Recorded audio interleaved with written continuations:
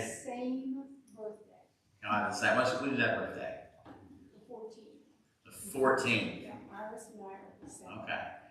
And has anybody else? I don't think anybody else has had a birthday. If you would just raise your hand. I don't see anybody.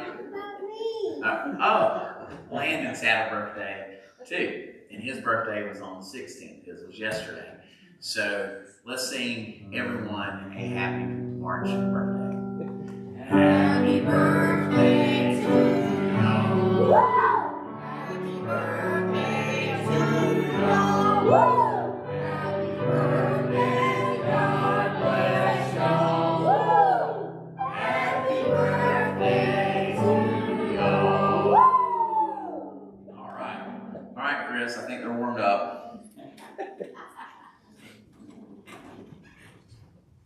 Everybody, never mention you on our birthdays. We need to Right. better than more therapy.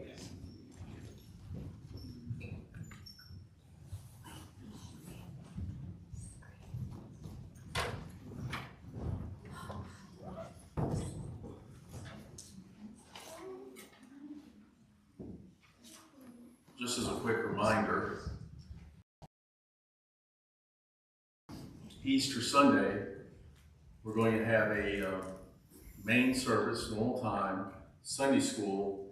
And since I know a number of you drive out of town to see family, instead of putting you an hour behind the curve, we won't have the second service.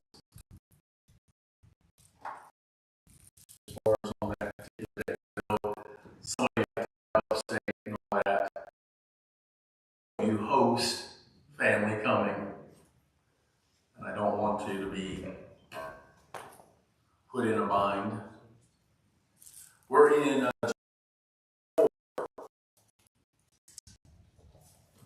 we've gone over, and remember, what has Jeremiah been telling them this entire time?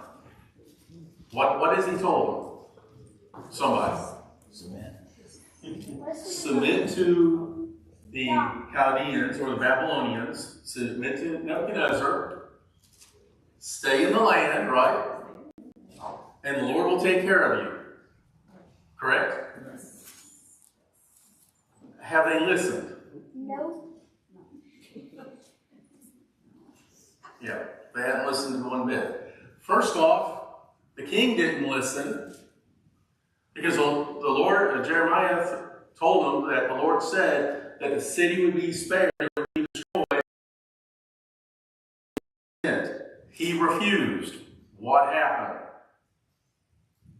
The city was destroyed. The temple and the palaces and everything in the city was destroyed. The king when he tried to escape, he got caught. He was blinded after he saw his children get executed. And he was hauled off into captivity. I'm just going to be honest with you. Then, we had Gedaliah, who said, I'm going to obey the Lord. Gedaliah was there. They had a harvest. That harvest was bountiful. There was no drought. There was no famine. But a disgruntled royal member of the family killed him. The people responded. They got the people back that this guy had captured. And they went to Jeremiah and said, what should we do? What did God say? Stay in the land. Stay in the land. What else? And God will take care of it. God will take care of them. And that he would defend them. He would protect them. Don't do anything. Submit to the Babylonians. Stay where you're at. And of course, did they listen to him? No. Matter of fact, Jeremiah told them, before they even gave a response, if you go down to Egypt, this is what's going to happen. They didn't listen. They went down to Egypt. The Lord spoke to Jeremiah while they were in Egypt. Jeremiah goes and puts some stones right in front of the Pharaoh's palace and says that the king of Babylon, Nebuchadnezzar, is going to put his throne right here and judge the Egyptians. So them running away does not help them. They're not going to escape. And if I was an Egyptian and I overheard this conversation, I'd be running to the Pharaoh and say, get these people out. You know, they're causing us problems. We don't know if that ever happened. Now, we're going to hear the root cause of why the Lord destroyed the nation of Judah. In this passage, we're going to see why. Because oftentimes when we see that God goes and destroys the land or deals with the people, we can sit there and say, well, it was the ruler's fault. It was these people's fault. It was this fault. And we're going to see why God did what he did with the nation of Judah here. There in Jeremiah 44:1, it says, the word that came to Jeremiah concerning all the Jews which dwelt in the land of Egypt, which dwelt at Migdol, and Tanephaz, and Noph, and in the country of Pathros, saying, thus saith the Lord of hosts, the God of Israel, ye have seen all the evil that I have brought upon Jerusalem, and upon all the cities of Judah, and behold, this day that are in a desolation, and no man dwelleth therein, because of their wickedness, which they have committed to provoke me to anger, in that they went to burn incense, and to serve other gods whom they knew not, neither they, yea, nor your fathers. Howbeit, I sent unto you all my servants, the prophets, rising early, and sending them, saying, oh, do not do this abominable thing that I hate.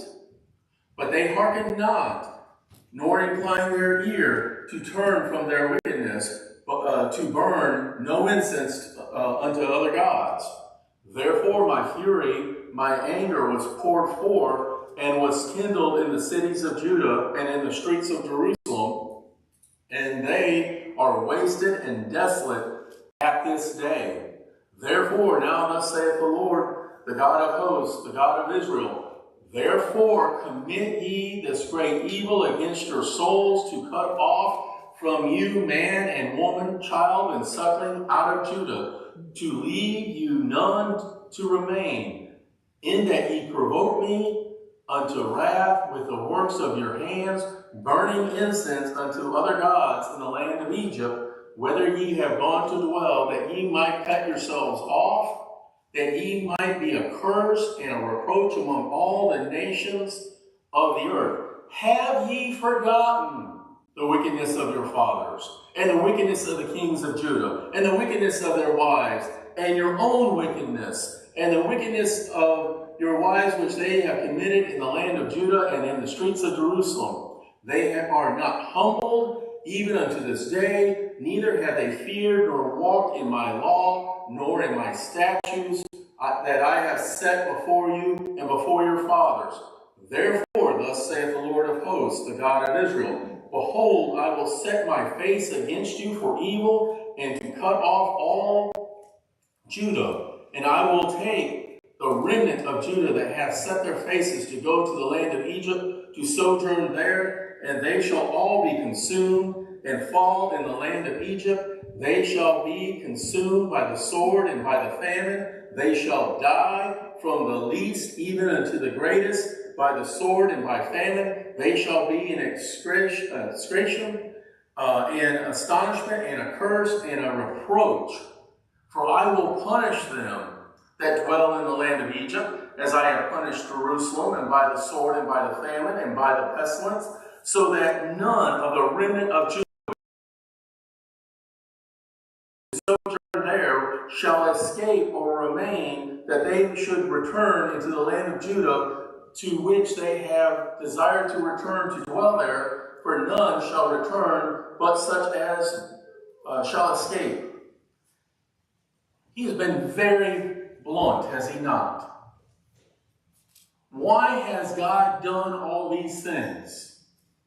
Quite simply, it is because they have forsaken God, His chosen people, and they have worshiped idols. They have more important than God, and we are going to worship them. Now remember, who's this people that fled into Egypt? They were the poor. They were people who had nothing, because any tradesman, any craftsman, anybody who had any skill whatsoever got hauled off to Babylon. This is the poor of the poor. This is the remnant